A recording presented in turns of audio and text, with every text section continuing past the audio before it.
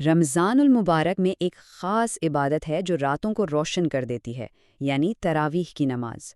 لیکن ایک سوال جو صدیوں سے علماء کے درمیان زیر بحث رہا ہے، وہ یہ ہے کہ اس کا بہترین وقت کون سا ہے؟ کیا اسے عشاء کے فوراً بعد پڑھنا چاہیے یا پھر رات کے آخری پرسکون پہر میں؟ آج ہم اسی دلچسپ علمی بحث کی گہرائی میں اتریں گے۔ اور ہماری اس گفتگو کی بنیاد باجماعت نماز تراویح پر لکھی گئی ایک تحقیقی کتاب ہے۔ ہم اسی میں پیش کیے گئے دلائل اور نتائج کو سمجھنے کی کوشش کریں گے۔ تو وہ مرکزی سوال جس کے گرد ہماری آج کی ساری بات گھومے گی وہ یہ ہے، تراویح کا افضل وقت کیا ہے؟ عشاء کے فوراً بعد جیسا کہ ہم عام طور پر دیکھتے ہیں، یا پھر رات کے پچھلے پہر میں جب دنیا سو رہی ہوتی ہے؟ چلیں اس علمی تحقیق کا آغاز کرتے ہیں۔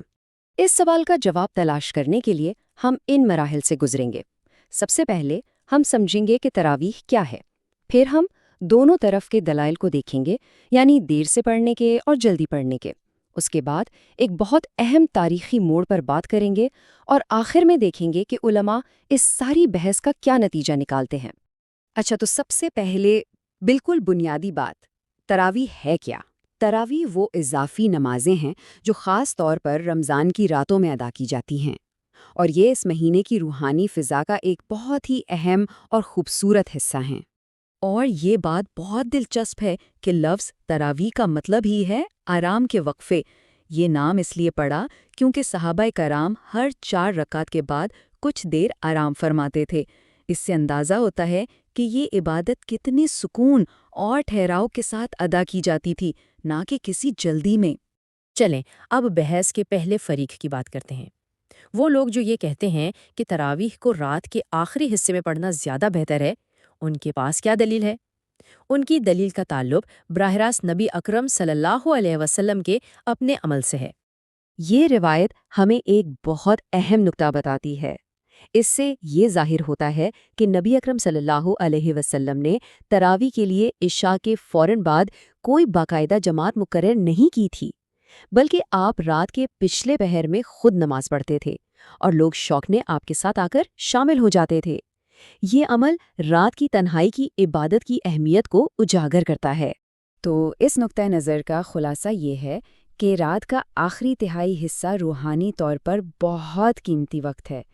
کئی روایات میں اس وقت کی فضیلت بیان کی گئی ہے، لہٰذا تراویح کو اس وقت تک مؤخر کرنا دراصل اس خاص روحانی کیفیت اور فضیلت کو پانے کی ایک کوشش ہے۔ ٹھیک ہے، تو اگر نبی اکرم صلی اللہ علیہ وآلہ وسلم کا ذاتی عمل رات کے آخری پہر میں نماز پڑھنے کا تھا، تو پھر یہ سوال پیدا ہوتا ہے کہ آج پوری مسلم دنیا میں تراویح عشاء کے فوراً بعد کیوں پڑھی جاتی ہے؟ یہ روایت کہاں سے اور کیسے شروع ہوئی؟ یہاں سے کہانی میں ایک فیصلہ کن موڑ آتا ہے۔ یہ تبدیلی دوسرے خلیفہ حضرت عمر بن الخطاب رضی اللہ عنہ کے دور میں ہوئی۔ انہوں نے دیکھا کہ لوگ مسجد میں الگ الگ ٹولیوں میں تراویح پڑھ رہے ہیں، تو انہوں نے سوچا کہ ان سب کو ایک امام کے پیچھے جمع کر دیا جائے تاکہ ایک منظم اور متحدہ جماعت قائم ہو سکے۔ اور تب انہوں نے اپنا وہ مشہور جملہ کہا، یہ کتنی اچھی بدعت ہے۔ یہاں بدعت کا لفظ لغوی معنی میں استعمال ہوا ہے، یعنی ایک نیا کام۔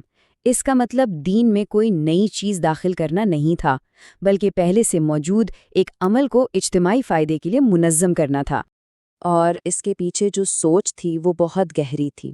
حضرت عمر رضی اللہ عنہ نے یہ محسوس کیا کہ اگر نماز کو رات کے پچھلے پہر کے لیے چھوڑ دیا گیا تو بہت سے لوگ جیسے بوڑھے، بچے اور دن بھر کام کرنے والے مزدور اس میں شامل نہیں ہو پائیں گے۔ تو نماز کو جلدی کروانے کا مقصد سب کے لیے آسانی پیدا کرنا اور اتحاد کو فروغ دینا تھا۔ آئیے اس تاریخی تبدیلی پر ایک نظر ڈالتے ہیں جس نے تراویح کو ایک انفرادی عمل سے ایک عظیم اجتماعی عبادت میں بدل دیا۔ تو یہ سفر کچھ اس طرح طے ہوا۔ دور نبوی میں یہ ایک ذاتی رات کے آخری پہر کی عبادت تھی، پھر حضرت عمر رضی اللہ عنہ کے دور میں یہ ایک منظم اجتماعی عبادت بنی جو عشاء کے بعد ادا کی جانے لگی، اور پھر یہی عمل آگے بڑھا اور آج مسلم دنیا کی پہچان بن چکا ہے۔ تو اب اگر ہم ان دونوں نقطہ نظر کو آمنے سامنے رکھیں، ایک طرف دیر سے نماز پڑھنا نبی اکرم صلی اللہ علیہ وسلم کے ذاتی عمل کی پیروی ہے اور اس میں رات کے پچھلے پہر کی خاص فضیلت ہے، دوسری طرف جلدی نماز پڑھنا حضرت عمر رضی اللہ تعالیٰ عنہ کی قائم کردہ اجتماعی سنت ہے، جس میں امت کی آسانی اور اتحاد پر زور ہے۔ ایک کا تعلق ذاتی روحانیت سے ہے تو دوسرے کا اجتماعی عبادت کے تحفظ سے۔ تو آخر کار علماء اس نتیجے پر کیسے پہنچتے ہیں؟ کیا ان میں سے ایک طریقہ صحیح اور دوسرا غلط ہے، یا پھر معاملہ کچھ اور ہے؟ نہیں، ایسا بالکل نہیں ہے۔ علماء اس بحث کا جو خلاصہ پیش کرتے ہیں وہ یہ ہے کہ تراویح کا وقت عشاء کے بعد سے لے کر فجر تک، یعنی ساری رات ہے۔ نبی اکرم صلی اللہ علیہ وآلہ وسلم کی ذاتی پسند رات کا آخری پہر تھا، لیکن صحابہ نے امت کی سہولت کے لیے اسے جلدی شروع کرنے کی روایت قائم کی۔ اس کا مطلب یہ ہے کہ دونوں ہی طریقوں کی بنیاد مضبوط ہے، اور یہ صحیح یا غلط کا نہیں بلکہ ترجیح اور حالات کا معاملہ ہے۔ اور یہی اس ساری گفتگو کا سب سے اہم سبق ہے۔ یہ ہمیں دکھاتا ہے کہ اسلامی قانون کتنا لچکدار اور حکمت پر مبنی ہے۔ یہ ایک طرف مثالی نمونے کو بھی سامنے رکھتا ہے اور دوسری طرف عام لوگوں کی عملی ضروریات کا بھی خیال رکھتا ہے تاکہ عبادت سب کے لیے ممکن ہو سکے۔ تو آخر میں یہ ایک سوال سوچنے کے لیے ہے، جب ہم کسی عبادت کی تاریخ کو اس گہرائی میں سمجھتے ہیں تو کیا اس سے ہمارا اس عبادت کے ساتھ تعلق مزید مضبوط نہیں ہو جاتا؟ یہ ہمیں یاد دلاتا ہے کہ تراویح صرف چند رکعتیں پڑھنے کا نام نہیں، بلکہ یہ ایک زندہ روایت ہے جو 1400 سال سے انفرادی روحانیت اور اجتماعی اتحاد دونوں کو اپنے اندر سموئے ہوئے ہے۔